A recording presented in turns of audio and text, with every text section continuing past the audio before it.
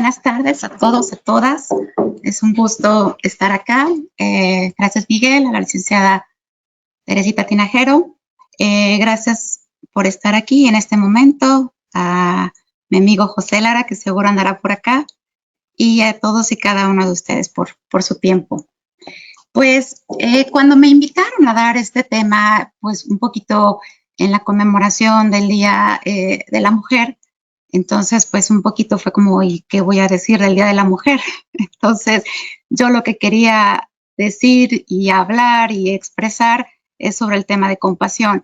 Y entonces inmediatamente vino a mi mente este pensamiento que pues por género se piensa, se da ese estigma que las mujeres somos más compasivas o se nos puede desarrollar con mucha más facilidad la expresión de sentimientos como la compasión. Yo dije, ya tengo un tema que compartir en las sesiones de los viernes aquí en el instituto. Y pues me di el atrevimiento de poner un título en pregunta, compasión, un sentimiento que se desarrolla más en la mujer, como una hipótesis de qué es lo que piensa acá el público y en general. Les platico un poquito de cómo vamos a desarrollar la sesión. Primero vamos a un poquito proponer la reflexión, si esto es así, si esta pregunta se puede responder, y un poquito justo entraremos a las definiciones y al marco contextual. Voy a también a ingresar acá un poquito las disciplinas que se enfocan o que abordan el tema de la compasión. Y por último, expresarles un poquito la evidencia científica que hay de los beneficios de la compasión. Y pues un poquito ya en los últimos minutos hacer un ejercicio, porque vale más la práctica que la teoría. Y entonces, pues ante la pregunta que lanzo en el título, la respuesta es que ya hay una diferencia en género, hombre-mujer biológicamente. El cerebro de un hombre y un cerebro de una mujer es distinto, no en su anatomía, pero sí en su fisiología, en la conexión neuronal. Y eso en verdad que, aunque ya hay mucha información certera en las neurociencias de estas diferencias funcionales, en la biología, más allá de todo esto, las diferencias predominan en un entorno sociocultural, dado que, pues incluso hoy más que ser hombre o mujer, hay una cantidad de identidad de género en ese tema que aborda todo esto y que genuinamente da diferencias en el cómo se expresan los sentimientos. Entonces, pues claro, ya hay una diferencia partiendo de ahí. Pero, sin embargo, es un estigma pensar, ¿no? que por género se queda como un constructor social y que va a marcar negativamente a una persona por tener o vivir una característica específica. Entonces, estigmatizar por género la expresión de sentimientos, cualquiera que sea, compasión o cualquier otro, me parece que es un poquito ir a regresar a encajonar, a estadificar y justo hacer esto de un estigma, algo que fenomenológicamente la expresión de sentimientos es única, irrepetible, como cada uno de nosotros. Entonces, pues creo que ya respondí la pregunta, así que voy a entrar un poquito de lleno ya al tema de la compasión. Bueno, a ver, este artículo que traigo acá del 2006 de la doctora Alcalá, ella es psicóloga en la Universidad de Sevilla, habla un poquito sobre el afecto positivo y el afecto negativo.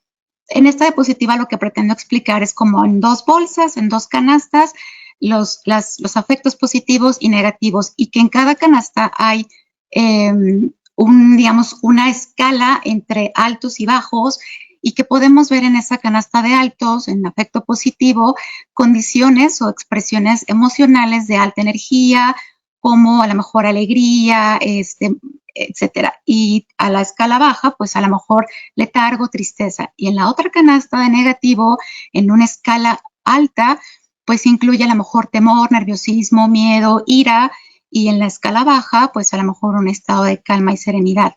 La conclusión de este artículo y por cuál se los expongo en este momentito es porque cada persona en distinta etapa de su desarrollo biológico y emocional va a tener todas estas canastas de expresión.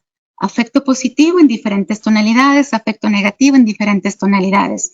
Entonces, esto es un poquito más como en la evidencia de que pensar que la compasión se desarrolla más por género, pues en realidad es que no es así.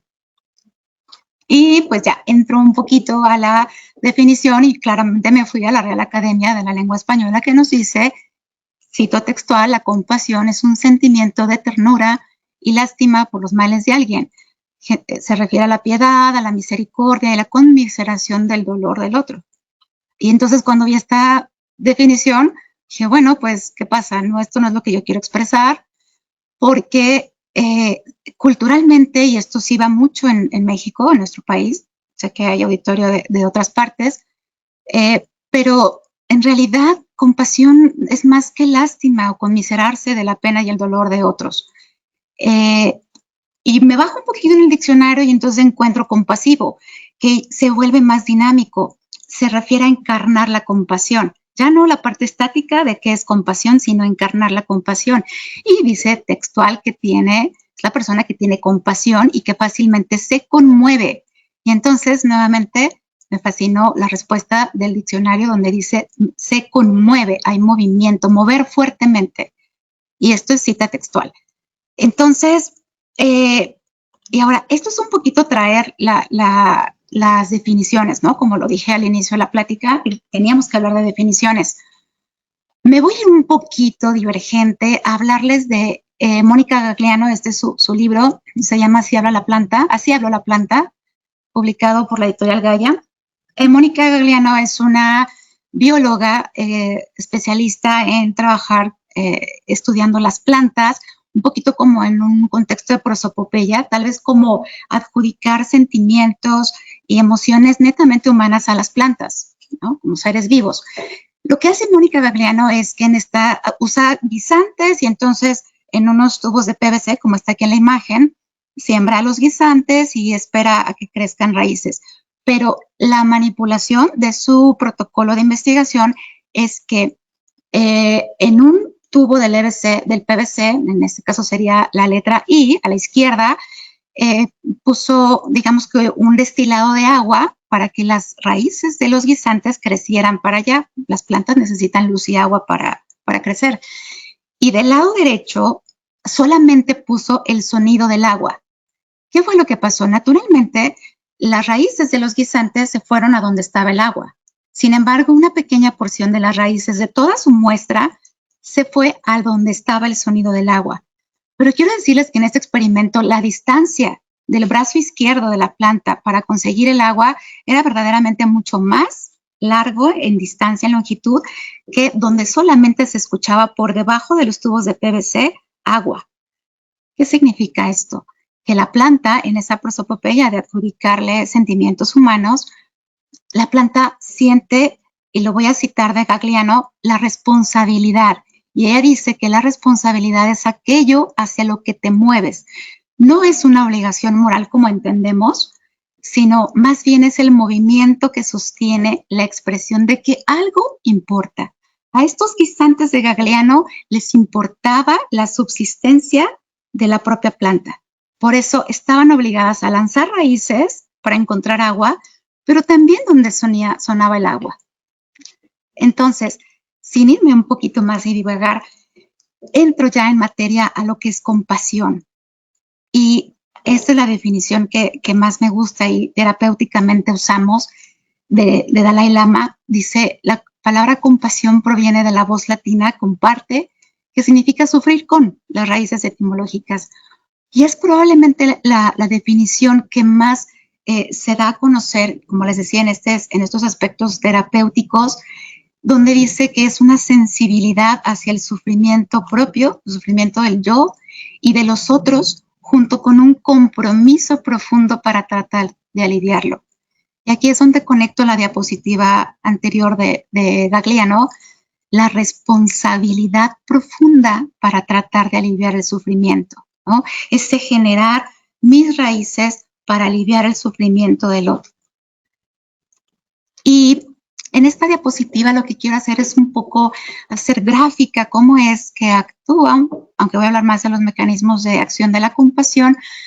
Esta imagen de la diana, de la doble flecha, todos vamos a vivir o hemos vivido dolor. Eso es inherente al ser humano. Dolor físico o dolor emocional. La definición entra en ambas. No nos podemos escapar de sentir dolor. Eso es así. Pero la segunda flecha, que es el sufrimiento, eso puede ser opcional, porque el sufrimiento viene de desarrollar toda esta serie de pensamientos, juicios y sentimientos que se enganchan al dolor que sucede en un primer contacto. Entonces, no es fácil y por supuesto que requiere todas las habilidades que vayamos usando de la forma terapéutica para desapegarse, ver con claridad todas estas formas que le dan al sufrimiento. Y entonces, bueno, como todos seres humanos tenemos dolor y sufrimiento, viene ese tercer elemento que es el mindfulness. Pero bien puede ser la atención plena, la conciencia de que estoy sufriendo, yo o el otro, o la otra persona que me importa. Entonces, viene como de dejar todo lo que estamos haciendo. Vivimos en una vida muy ajetreada, en donde poco tenemos chance de incluso ver nuestro propio sufrimiento. Entonces, esta parte de darse cuenta es muy, muy importante. Y damos paso después a la empatía. Pero más que la empatía, como esta clásica definición de ponerse en los zapatos de los demás y en la psicología y toda la cultura de Rogers, por ejemplo, es un poquito como preocuparse por el bienestar del que sufre. Repito, uno mismo o el otro, ¿sí? No solamente el imaginar cómo se sentiría o porque lo hayamos sentido o porque pensemos cómo se siente, sino va un poquito más a preocuparse, ¿sí? Ese sentido de responsabilidad como en la planta de Gagliano.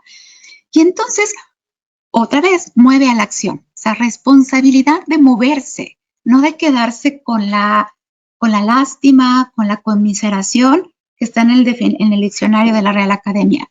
Compasión genera que nos movamos, genera acción y entonces surge la compasión, surge ese genuino deseo de aliviar y que se alivie en hecho el sufrimiento.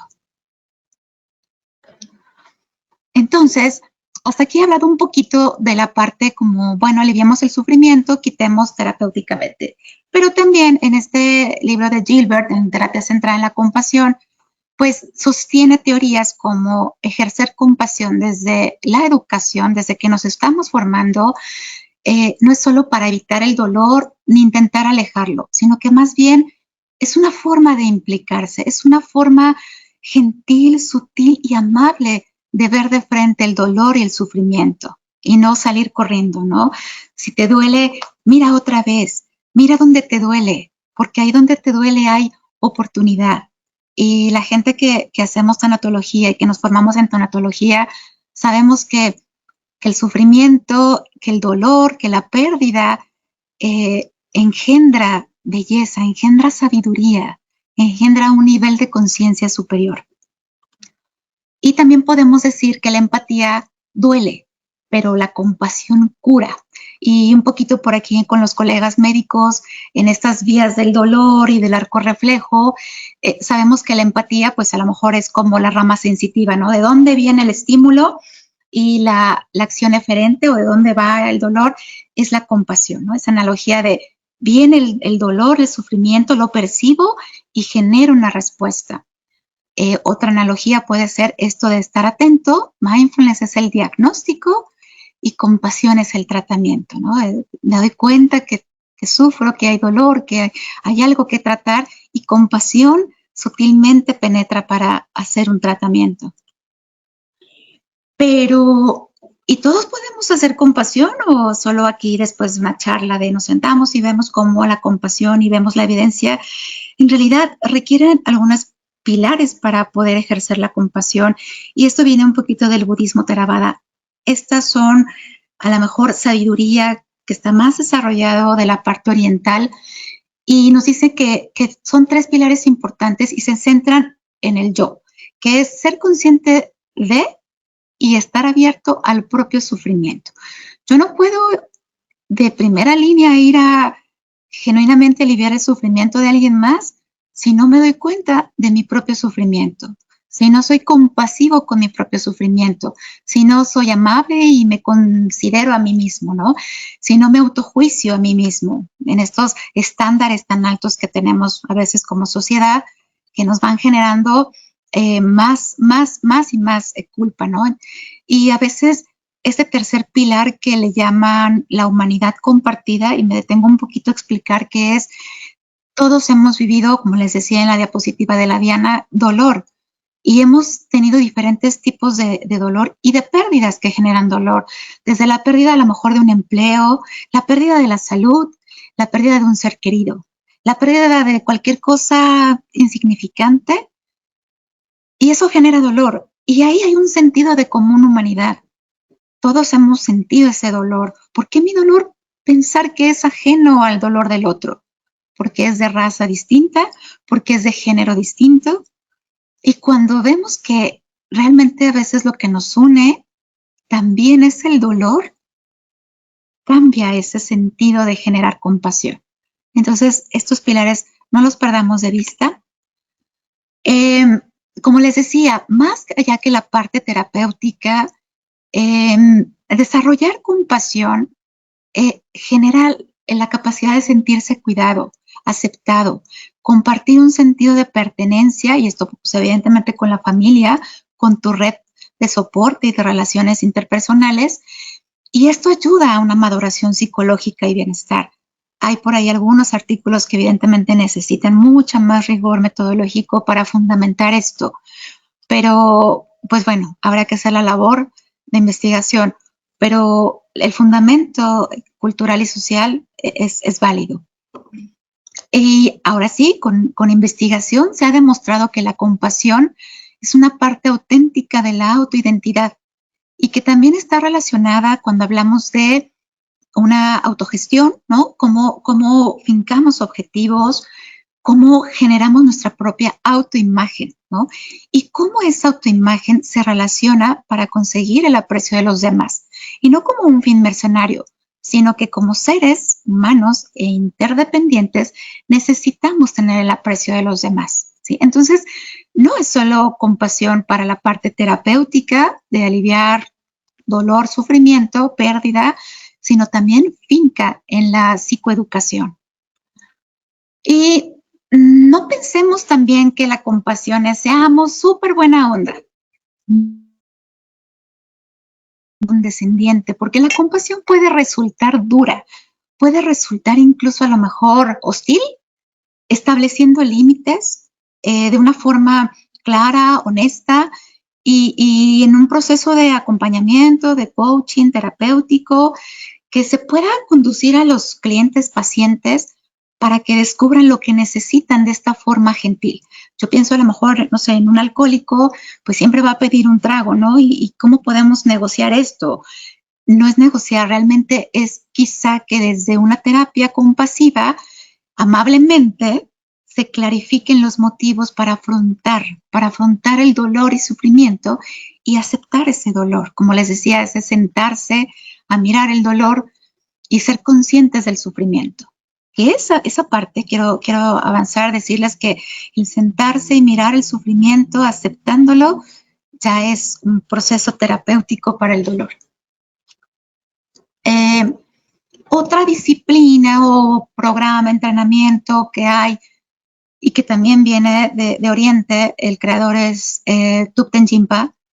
Él creó, así como esta disciplina en la que yo me formé como mindfulness, el curso de la terapia de reducción de estrés basado en mindfulness, existe el programa de entrenamiento con cultivo de compasión, por sus siglas en inglés, CCT, y igual son 6-8 semanas de entrenamiento inmersivos con estos 6 objetivos.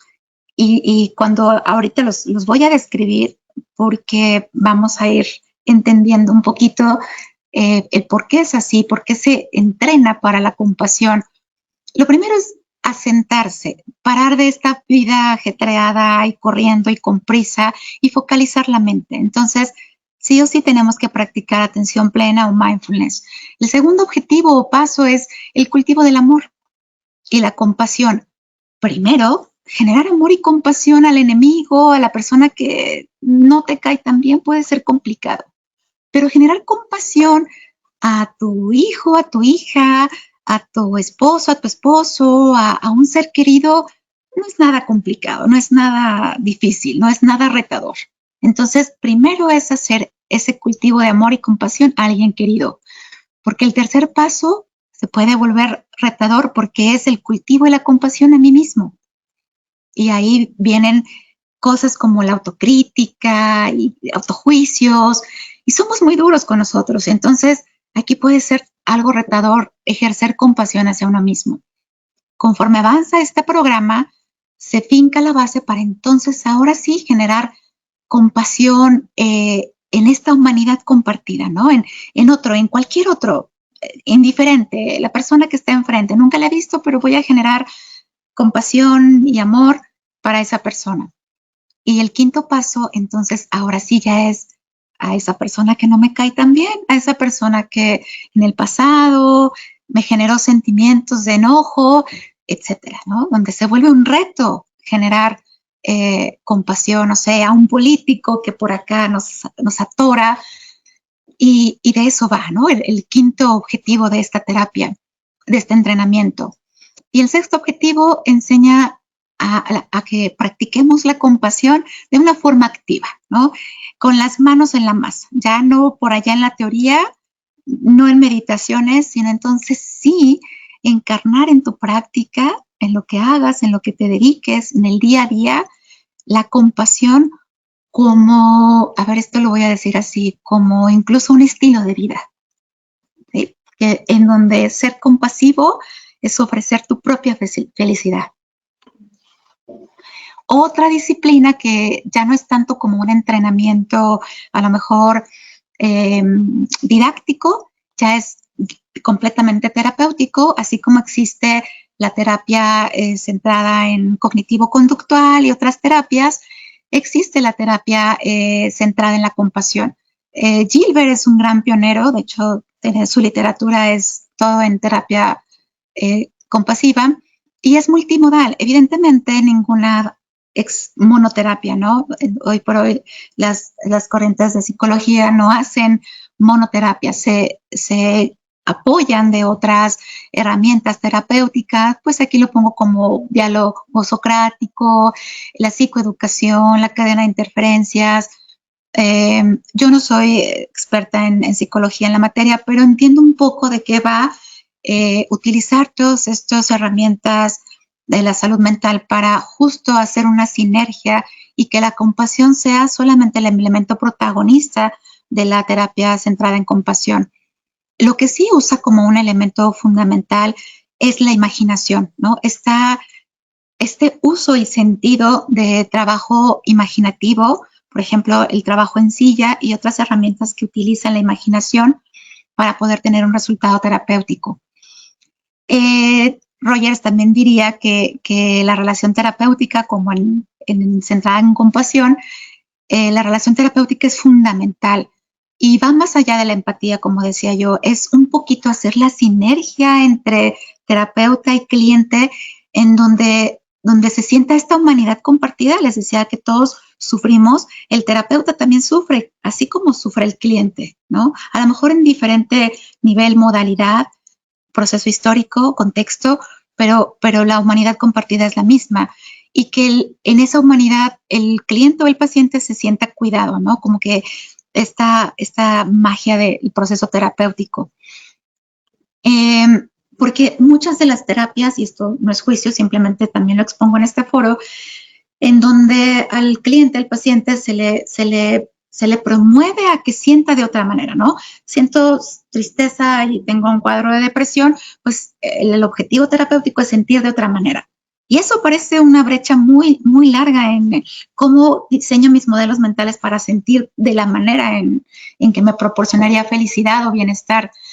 Y entonces, quizá la paradoja es dejar de centrarse en el dejar de sentir lo malo y tal vez incorporar con esta terapia centrada en la compasión esa voz cálida, imaginativa, amable, que viene de nosotros mismos, en donde nos brinda alternativas un poquito compasivas, un poquito de caricia, ejerciendo los pilares que les decía, ¿no? Entonces, el enfoque es distinto y por supuesto, como todo proceso terapéutico, tendrá sus indicaciones para cada paciente, para cada cliente.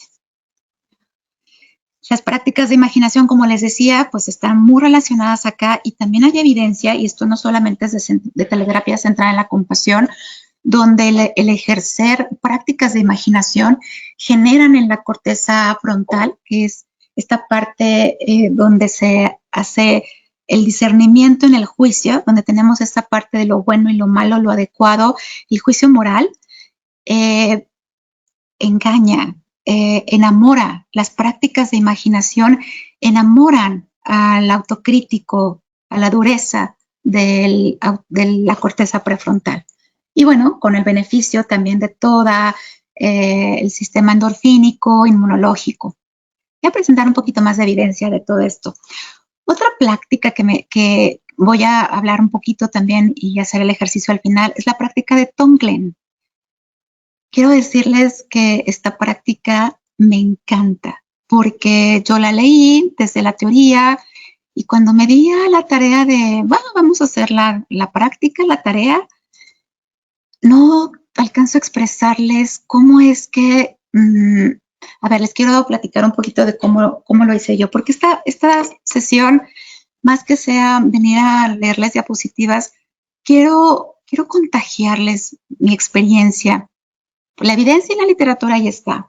Yo como anestesióloga, pues lo que hago es estar en el proceso anestésico del paciente que va a ser operado en un hospital y pues a lo mejor muchos de ustedes han estado en una cirugía y me darán la razón que hay ansiedad, hay miedo, hay muchos sentimientos, ¿no? Negativos de la canasta que les decía al inicio y es obvio, es miedo. No sabemos lo que va a pasar, ¿no? Hay incertidumbre. Y yo como anestesióloga, aparte de mi profesión y hacer lo que sé hacer, que es anestesiar, he empezado a implementar esta práctica de Tonglen, o sea, terapia de compasión, y no es nada más que cuando el paciente me está platicando, estoy haciendo la historia clínica, me está platicando pues el por qué está ahí, de que lo van a operar, comienzo a hacer Tonglen, que es su etimología es tomar y dar. Tomo el miedo del paciente, ese sentimiento que tiene de angustia y de todo lo que tiene mi paciente y le doy compasión, le doy lo bueno que tengo para él en ese momento. No sé qué sea, porque a veces estoy corriendo en el hospital, pero en ese momento me paro y le doy lo bueno que tengo. Para mí lo bueno a lo mejor es, yo voy a ser su anestesióloga, confíe en mí, voy a estar con usted todo el tiempo, etcétera, etcétera, etcétera. No le digo nada, yo sigo escuchando su historia clínica, solamente inhalo su dolor, su miedo y exhalo metafóricamente estos sentimientos de que a lo mejor a él le da confianza. Y entonces, pues a lo mejor desde mi fenomenología, quiero decirles que pues el paciente se siente a lo mejor un poco más conectado conmigo, le doy confianza.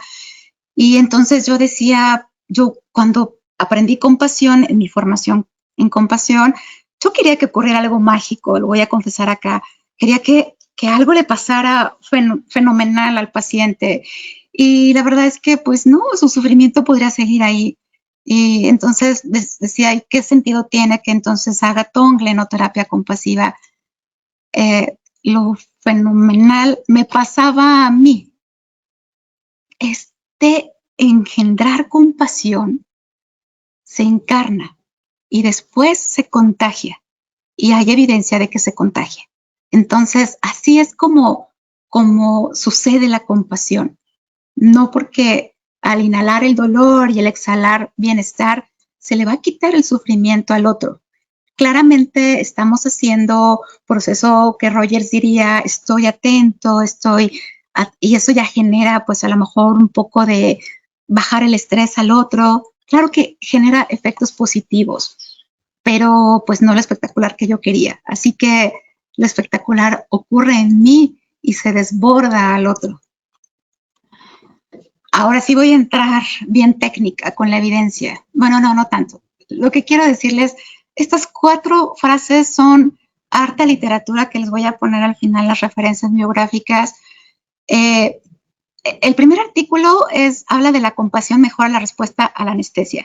Me voló la mente cuando le encontré este artículo en PubMed, porque es de 1967. Y de ahí para acá no se ha vuelto a publicar nada de compasión y anestesia. Les prometo que ya estoy en ello.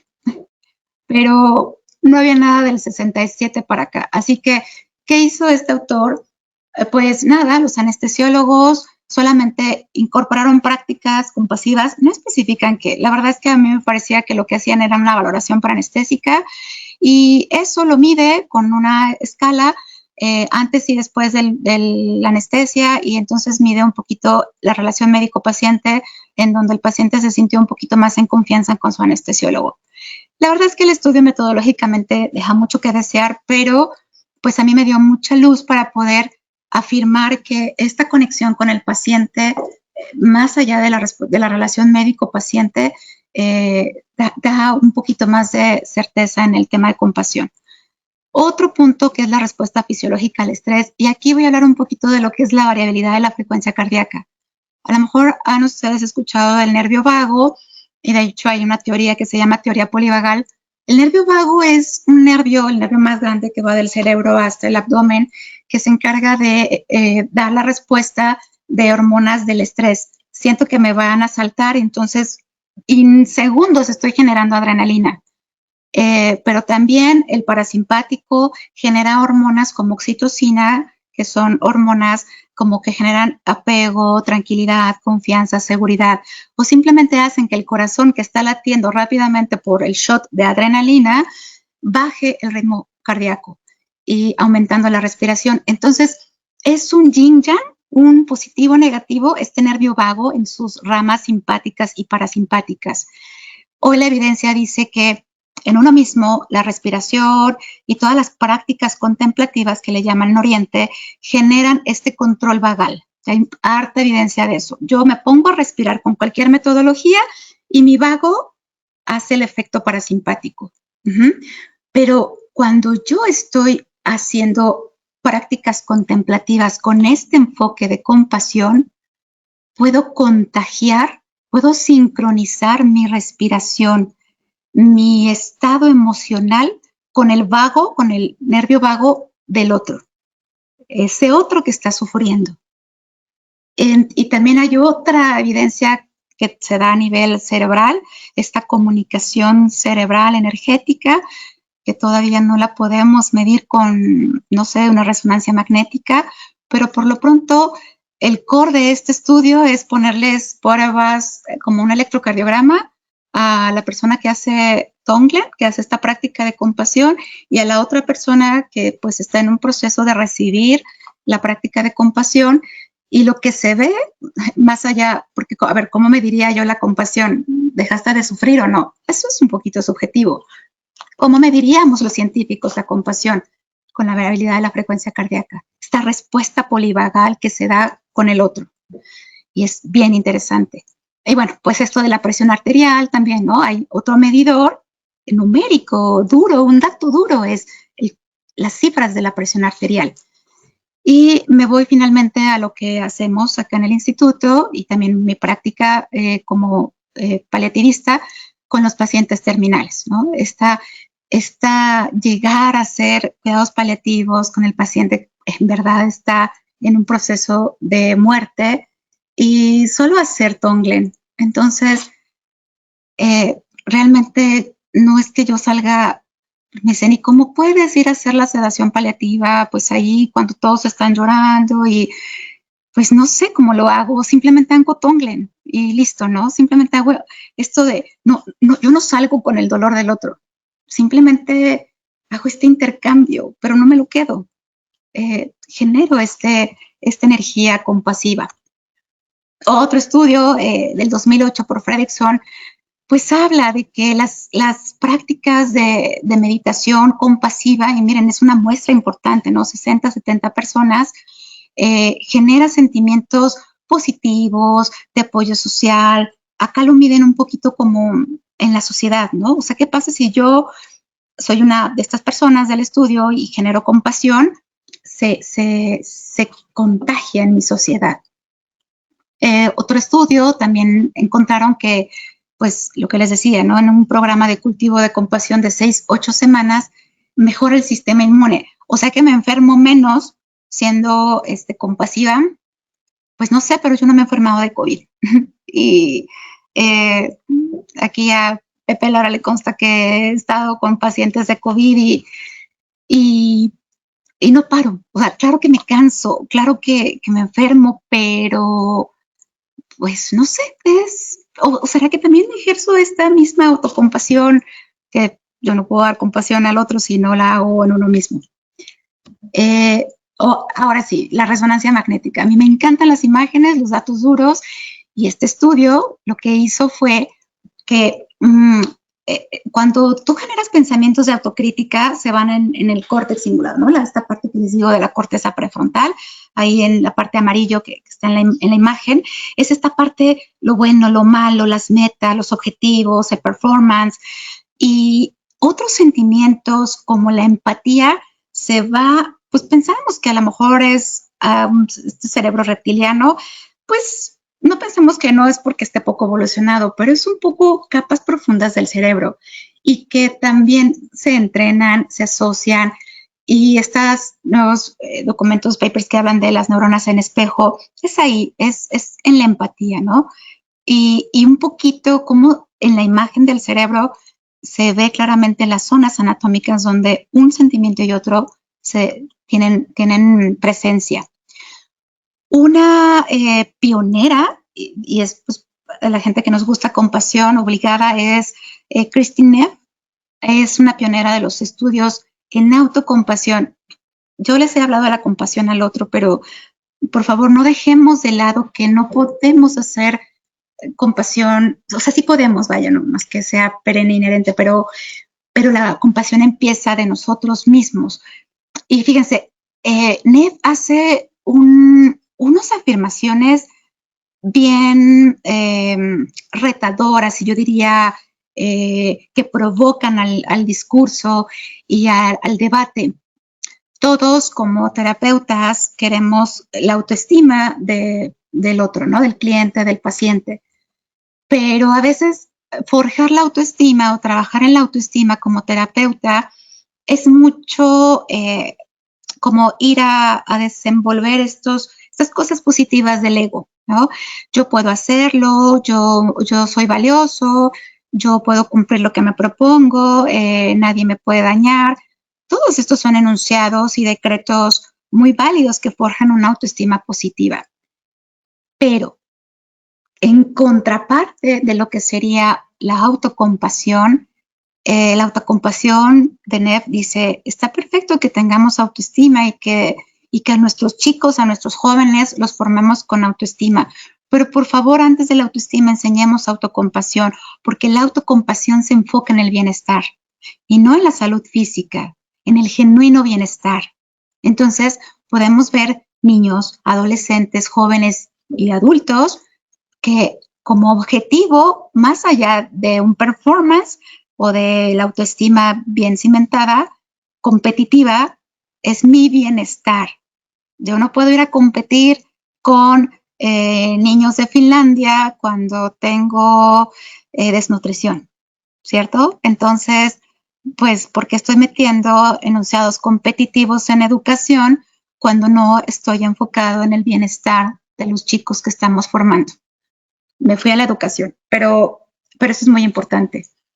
Y un ejercicio que me encanta y hace Neff siempre, pues a los que nos encanta escribir como un proceso terapéutico, escribir una carta compasiva a uno mismo, a una misma, pues siempre va a mejorar la forma en la que hacemos frente a los acontecimientos.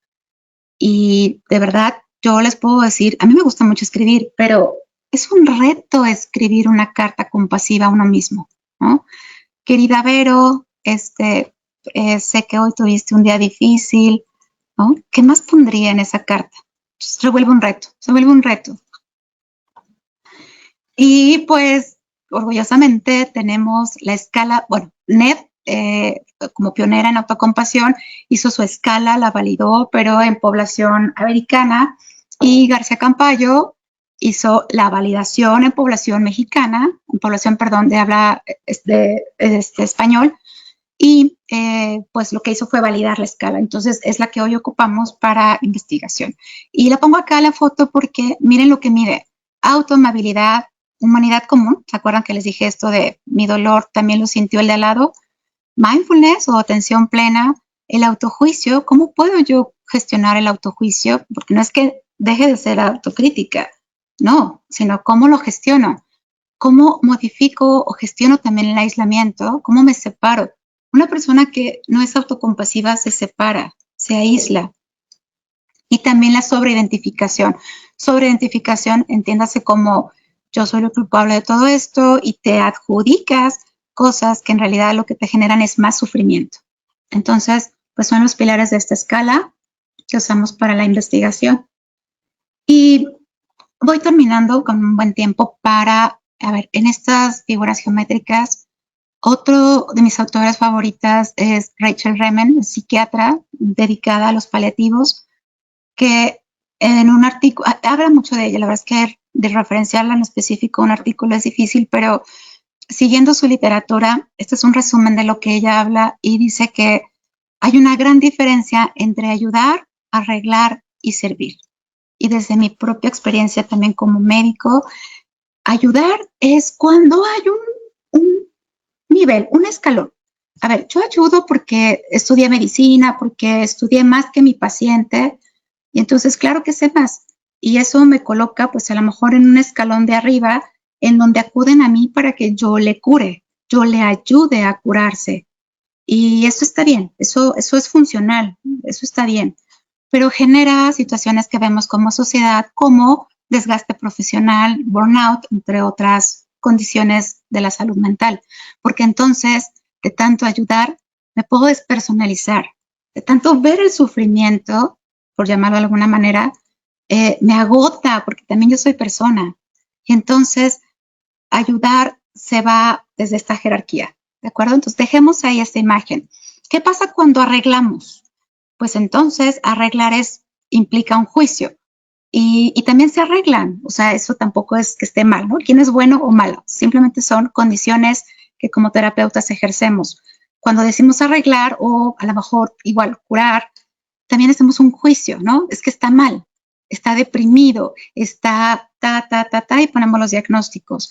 Y entonces, y si pensamos que pues igual solo es y dejamos de querer arreglar y lo que eso signifique, ¿sí? No quiero decir que dejemos de hacer terapia o de hacer lo que hacemos, como incluso formadores, sino que simplemente a veces vamos por la vida queriendo arreglar. Y también nos coloca en un escalón de jerarquía en donde yo te voy a arreglar a ti porque estás descompuesto o estás enfermo o tienes algo que hay que arreglarte. Y por supuesto que también genera condiciones. Y entonces, ¿qué pasa con servir? Servir, la verdad es que se ponen, no hay escalón, no hay a dónde subirse o a dónde bajarse. Servir significa que aceptamos lo que el otro tiene, porque en esta humanidad compartida, yo también me he enfermado, a mí también me han operado, yo también he sido paciente, etcétera, etcétera, etcétera.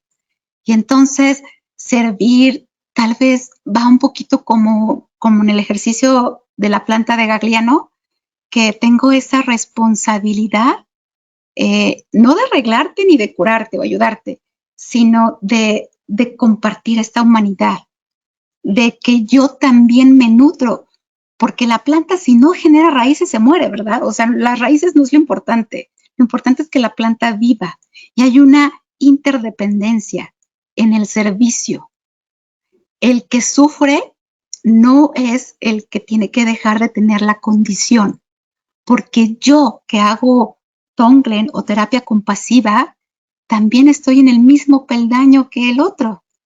Entonces se vuelve una especie de horizontalidad impresionante que también cura. Entonces, yo hoy también en mi práctica intento poner como en esto de la urdimbre y la trama, en estos telares que tejen horizontal y vertical. No, como les decía, no puedo dejar de ser terapeuta, anestesióloga, pero entonces, ¿de qué manera tejo mi profesión con el servicio? Y seguiría otra hora hablando de esto.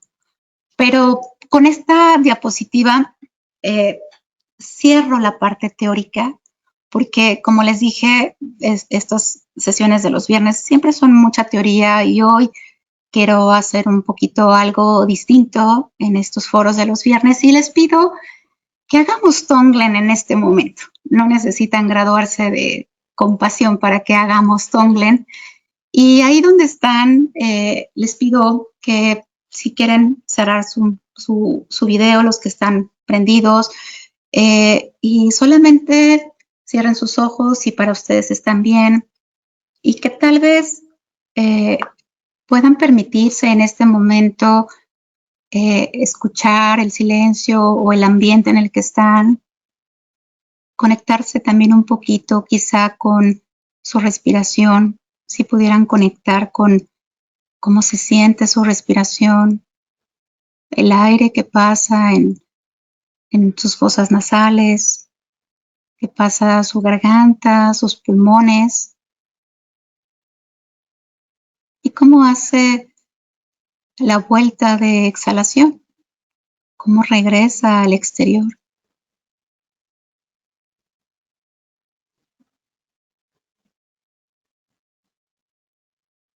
Puede ser que lleguen pensamientos a tu mente y tal vez en un momento compasivo digamos, aquí está un pensamiento, aquí está un ruido, y que gentilmente regreses tu atención a tu respiración.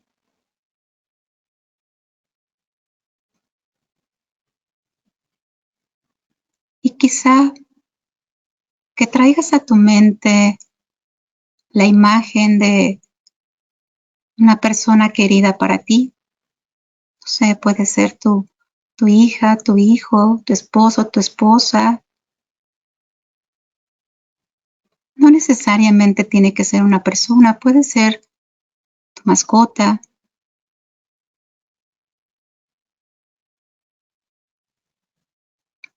Y que en ese momento en el que lo traes a tu mente, puedas percibir algún momento de dolor o sufrimiento que haya experimentado esa persona que tanto quieres, ese ser que tanto te importa.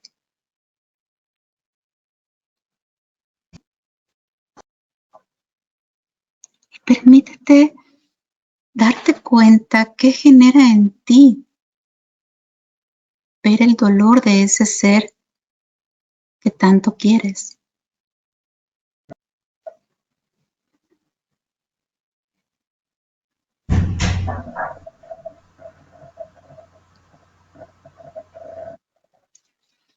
Y un poquito más, un poquito avanzando cuidadosamente con esa inhalación y expiración. Imagina que inhalas ese dolor, ese momento en el que esa persona, ese ser sufría o sufre, y amorosamente le entregas de ti todo ese amor que sientes, toda esa bondad que hay en tu corazón, todo ese deseo de aliviar su sufrimiento.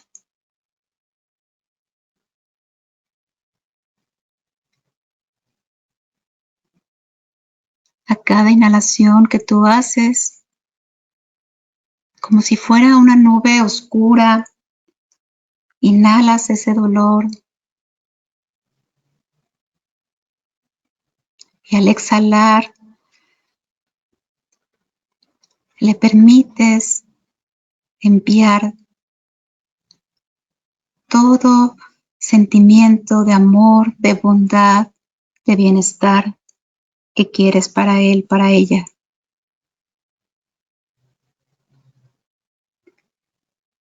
El dolor no se queda contigo. El sufrimiento no te penetra. Es una forma. Es una versión que nos da la mente. Lo que queda es el sentimiento que le entregas a esa persona, a ese ser querido. Y poco a poco, ve dándote cuenta cómo te vas sintiendo en este momento, qué ha cambiado en ti, qué experimentas, de qué eres capaz.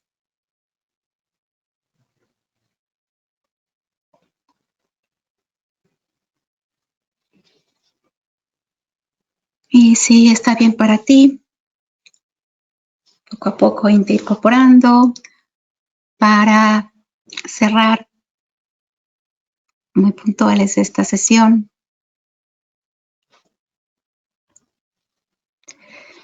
Me dio flojera y ya no puse la cita referenciada adecuadamente de los libros, pero esta es la literatura en la que basé la presentación, los libros, la parte de libros. Christine